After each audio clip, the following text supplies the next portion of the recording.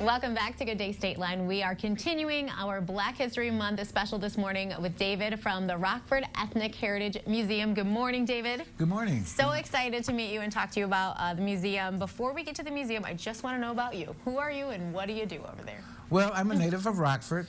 Lived here almost all of my life. Went to D.C. for a while and came back.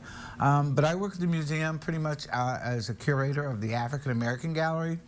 I also do a little grant writing, do a little publicity, just a jack of all trades.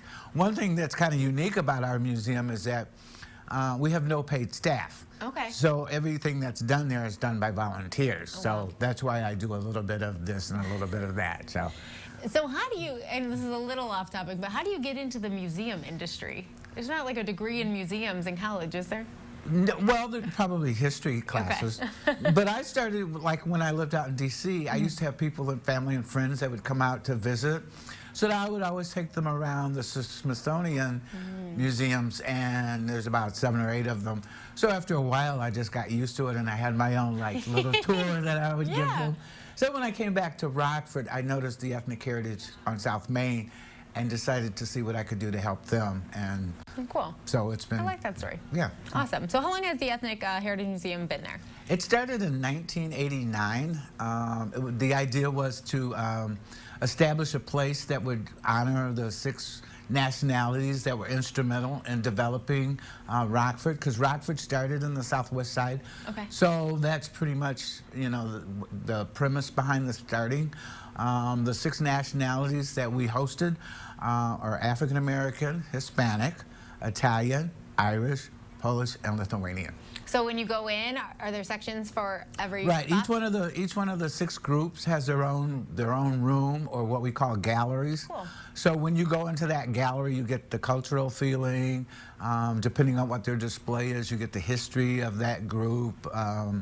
You know, sometimes we honor different people of that nationality. Sure. So. I love that. That's like so awesome. And you know, I told you, I'm admitting I've never been there, but you already got me wanting to go visit you. So great job, David.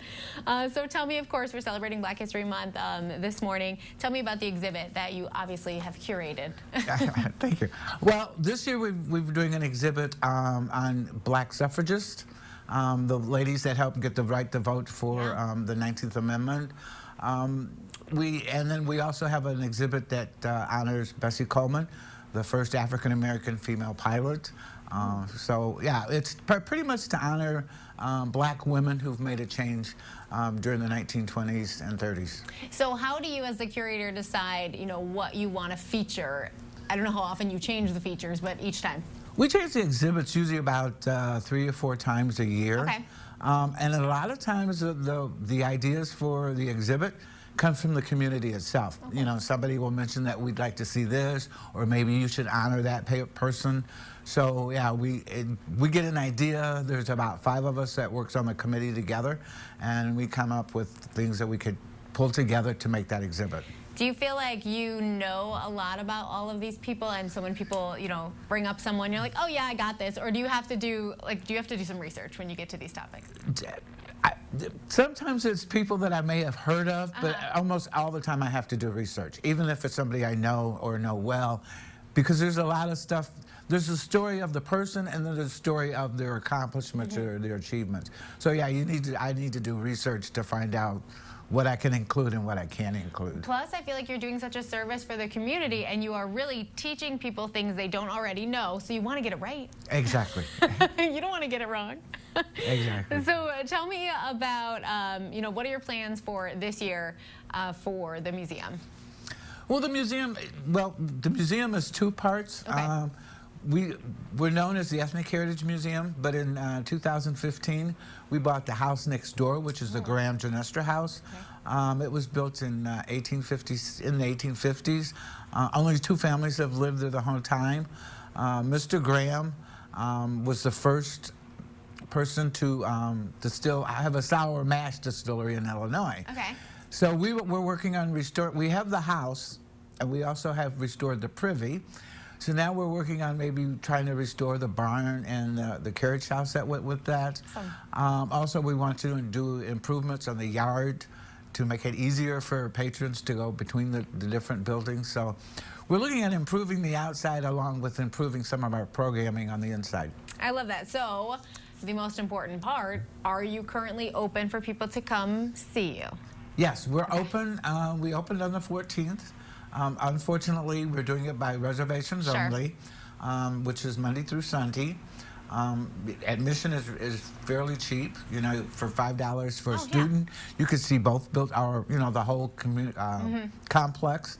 $7 for individuals and then $10 for a family. I love that. That's super inexpensive. And, you know, as a family, you would be able to teach your kids stuff that you probably don't know about. So, you know, let David help you. One of the favorite things is that at Christmas time, all of our rooms are decorated the way it would be for that country. So, yeah, that's a great time to bring the kids because they can see how Christmas is done in all these other different countries. I love that so much. So where can we go to make reservations? Online? You can go online and you can also give us a call. Perfect. Well, David, thank you so much. It was so nice to meet you and learn from you, and we're excited to come visit you. Oh, thank you. Coming up next on Good Day State Line, Chanel McKinney, our Let's Try It guest, is joining us again to talk about how she's helping to put a spotlight on local black businesses, and then we're naming our next fan of the week. But first, it's birthday time. We're going to start here with a belated birthday. Happy birthday to Sandy. She celebrated on Wednesday. Also, happy birthday to Donna, who is celebrating today. We have another birthday, Peggy. Her birthday's on March 1st. And happy birthday to Kate. Her birthday is March 5th. Send us your friends and family birthday shout-outs anytime at gooddaystateline@WTVO.com. We'll be right back.